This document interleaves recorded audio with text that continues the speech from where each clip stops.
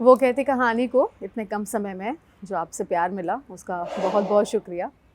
वो कहती कहानी के माध्यम से अब हम एक नई कोशिश करने जा रहे हैं, कुछ कुछ नया करते रहना चाहिए। तो इस नई कोशिश का नाम है पुस्तक से।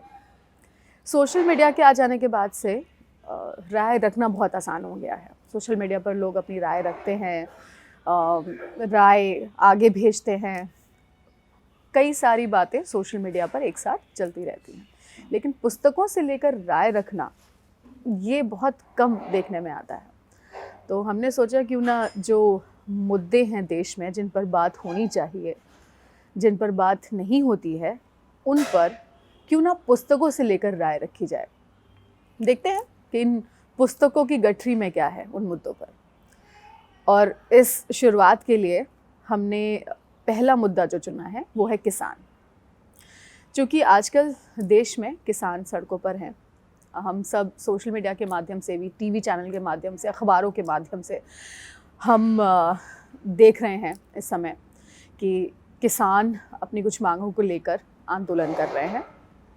आंदोलन उनका हक है और अपनी बात रखने के लिए, अपनी मांगों के लिए अगर वो आंदोलन कर रहे हैं तो एक बार उनकी बात सुनी भी जानी चाहिए। देखें तो सही कि आखिर कहना क्या चाहते हैं। तो ये आज का वर्तमान है जिसमें एक रस्साकशी चल रही है कि सब अपनी अपनी जगह हैं।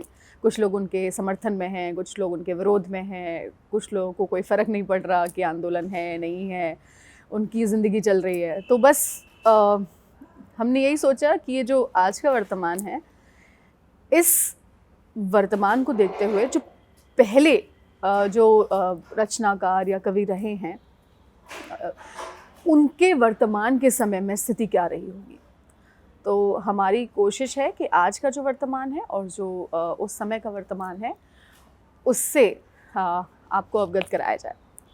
तो इस पहली कोशिश के लिए जो पुस्तक हमने चुनी है वो है भारत भारती। ये आप देख सकते हैं।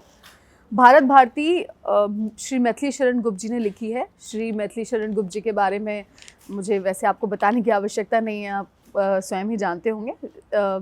मैथिली शरण गुप्त जी ने कई किताबें लिखी हैं, जैसे यशोधरा है, साकेत है। ये सब इनकी बहुत ही प्रचलित किताबें रही हैं। और साथ ही जो खड़ी बोली है, तो उस खड़ी बोली से जो नवजागरण है उसका प्रारंभ, उसे प्रारंभ करने का श्रेय श्री मैथिली शरण गुप्त जी को ही जाता है। तो मैथिली शरण गुप्त जी की बहुत सारी काव्य रचनाएं हैं, जिनमें से मैंने आज के लिए जो चुनी है वो है भारत भारती। तो भारत भारती में आप जब ये, अगर आपके पास पुस्तक होगी तो आप देखेंगे कि पेज 80 से लेकर और पेज 85 तक इन्होंने वर्तमान खंड में एक शीर्षक से अपनी काव्य रचना की है, वो है कृषि और कृषक। तो इसका कुछ छोटा सा अंश जो है मैं आपके साथ साझा करना चाहती हूँ और फिर उसके बाद कोशिश करूँगी कि अपनी छोटी सी एक राय इस पर रख पाऊँ। कृषि और कृषक।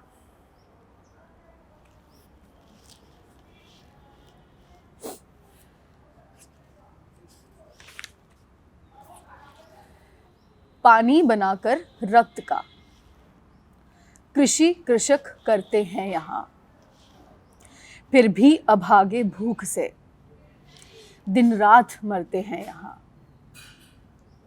सब बेचना पड़ता उन्हें, निज अन्न वह निरुपाय है। बस 4 पैसे से अधिक पड़ती न दैनिक आय है। होती नहीं है कृषि यहाँ पूरी तरह से अब कभी, यद्यपि सुभाषा चित्त में होती हमें है जब कभी। पाला कहीं ओले कहीं, लगता कहीं कुछ रोग है। पहले शुभाशा फिर निराशा, दैव ये कैसा योग है।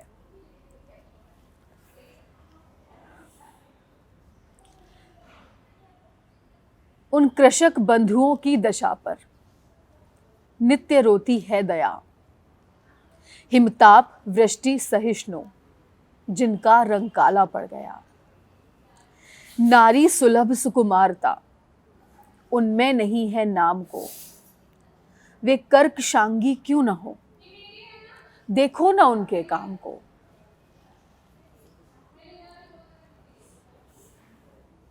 घनघोर वर्षा हो रही, गगन वर्जन कर रहा, घर से निकलने को कड़क कर वज्र वर्जन कर रहा। तो भी कृषक मैदान में करते निरंतर काम है, किस लोभ से वे आज भी लेते नहीं विश्राम है।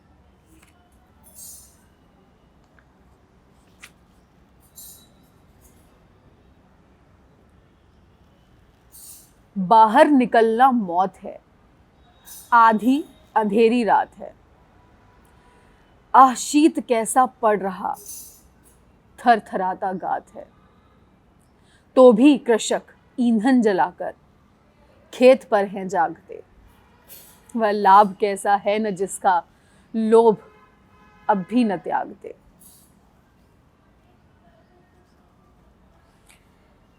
भरपेट भोजन ही चरम सुख वे अकिंचन मानते, पर साथ ही दुर्भाग्यवश दुर्लभ उसे हैं जानते। दिन सुख के हैं भर रहे, करते हुए संतोष वे। लाचार हैं निज भाग्य को ही दे रहे हैं दोष वे।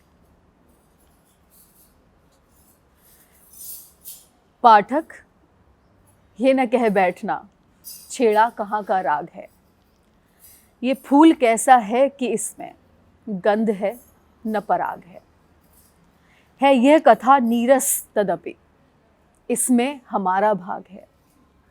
निकले बिना बाहर नहीं रहती हृदय की आग है। इसकी अंतिम दो पंक्तियां मैं फिर से पढ़ना चाहूंगी एक बार। है यह कथा नीरस तदपि इसमें हमारा भाग है, निकले बिना बाहर नहीं रहती हृदय की आग है। तो ये श्री मैथिली शरण गुप्त जी की पुस्तक भारत भारती से लिया हुआ एक छोटा सा अंश है। ये उस समय का वर्तमान था और ये आज का वर्तमान जो हम देख रहे हैं उसमें कुछ ज़्यादा नहीं बदला है। हास्यपद बात ये है कि तब भी और आज भी किसानों के प्रति हमारा नज़रिया नहीं बदला। हम तब भी चाहते थे कि किसान हमें दीनहीन अवस्था में ही दिखें, हमें उन्हें वैसे देखने की शायद आदत पड़ गई है।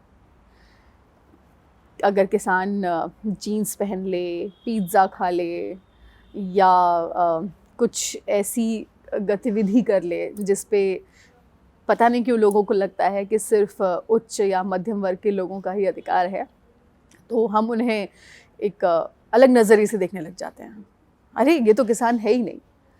उनकी जो समस्याएं हैं, उनकी जो दुर्गति है, उसको हम छुपा देना चाहते हैं।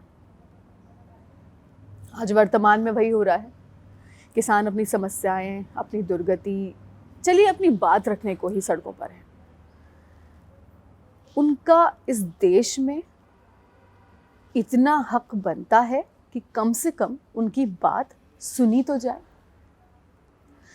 हठ धर्मिता और अहंकार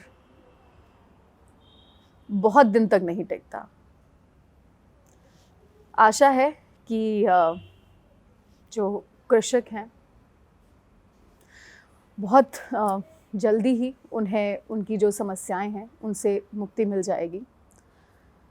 इस सर्दी में जब हम 2-2, 3-3 हीटर लगाकर अपने घर में आराम से बैठे रहते हैं, उस वक्त वो सड़कों पर हैं। तो अपने हाड़ मास से सींच कर जब वो खेत में अन्न उगा सकते हैं, तो वही हाड़ मास इतना मजबूत है कि अपने भविष्य के लिए, अपने बच्चों के भविष्य के लिए किसी से भी लड़ जाने को तैयार है। बस यही आशा है कि उनकी जो समस्याएं हैं उन्हें हम सब मिलकर दूर करने की कोशिश कर पाएँ कम से कम, क्योंकि अगर वो हैं तो हम हैं। बस तो ये हमारी पहली कोशिश है। आशा है आपको पसंद आएगी।